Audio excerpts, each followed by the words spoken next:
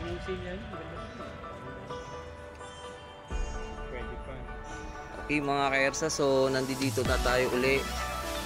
Tinitesting natin, wala na yung ED1 error. At nandito si Sir taga Bataan.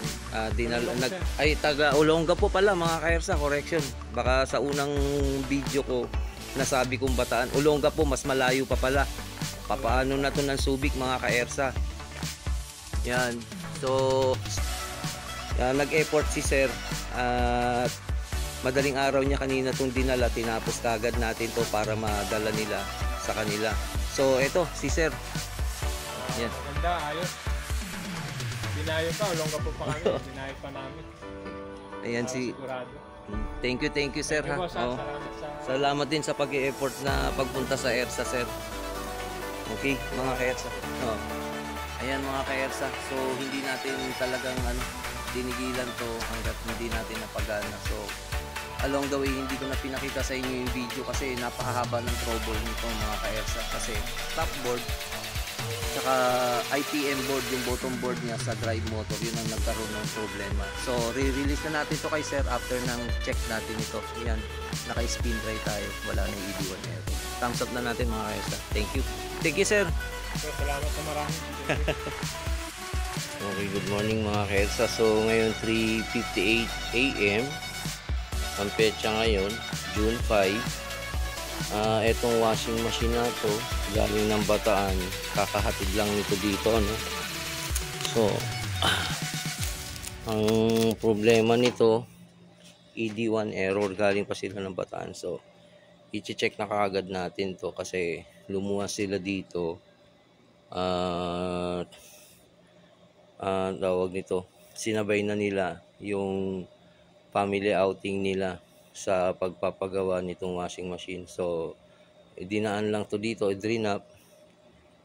Mag-alas 4 ngayon at ang oras 3:58. So mag-alas 4 na nga mga ka-ERSA. So try natin paganahin to, but first i-test muna natin yung tawag nito, yung problema niya. Actually na itawag na sa akin to ED1 error daw. So test muna natin. Okay, balikan ko kayo. Okay mga ka-ERSA, nagbabalik tayo as confirmed. Ano nga siya, ay yung tawag nito, yan, nag ED1 siya. Set natin sa spin ayun, ED1 talaga. So try natin tong repair mga ka-ERSA. At medyo itatagilid ko lang tong washing nila. Okay, thank you and God bless. Okay mga ka-ERSA, balik tayo. Update tayo. So 6:54 AM na ngayon. Ngayon lang ako natapos mag-aalas 7 niya. Kanina, last update natin, nag-ED1 siya. So i-check na natin siya ngayon.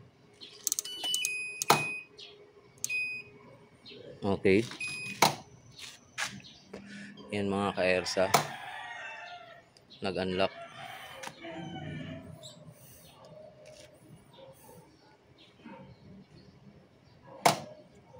Nag-lock uli and then yan na, umiikot na siya. So hintayin natin siya mag full spin at natin na wala na siyang ED1 error. Yan mga ka-ERSA. Okay mga ka-ERSA, ito ang update natin. So nag-high speed na siya. Yan. Ang problema nito, ED1 error. So hindi ganun kadali gumawa nito mga ka-ERSA. Mahirap gumawa nitong Whirlpool na ED1 error. At kadalasan mauuwi kayo sa palit board nito. So pag nagpalit kayo ng board, pag hindi nag-match, hindi nyo pa rin siya mapapagana. Much better kung mare-repair nyo yung board kasi original siya, hindi kayo magkakaproblema. Ayan mga ka-ERSA, magana. Okay mga ka-ERSA, so yan, wala na siyang ED1 error ngayon. Sa mga technician na nagtatanong kung paano itong i-repair, hindi po ganun kadali kasi ang kadalasan nito, palit board kayo ang kakauwian nyo pagka hindi nyo kayang i-repair ang board. And then kung gusto nyong matutunan to sa mga kapwa tech dyan, Meron akong page, Ersa Repair Tips and Tricks. Ando doon po naka-reveal lahat ng sira nito at saka yung kadalasang bumibigay sa kanya. Doon po natin tinuturo yan mga ka-Ersa. Pero kailangan nyo mag-invest, may bayad po yung page na yun, hindi po yun libre mga ka-Ersa. Kasi yung investment nyo, saglit nyo lang rin naman mababawi yan. Dahil isang service nyo lang,